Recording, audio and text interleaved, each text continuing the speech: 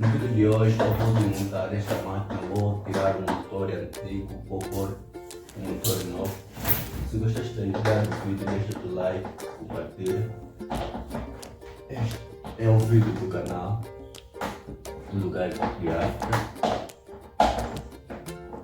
Então, vamos ao vídeo.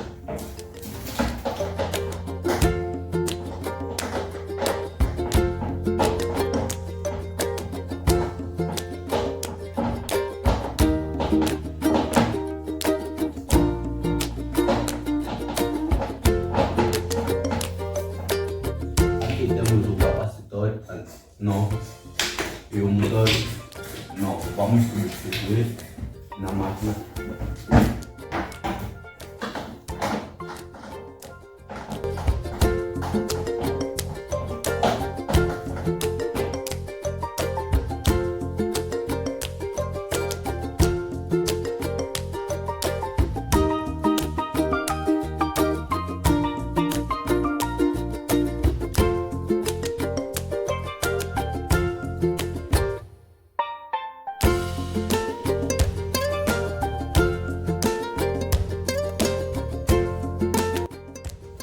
Agora vamos substituir este motor antigo, este tamanho e este peso. Vamos ver se o capacete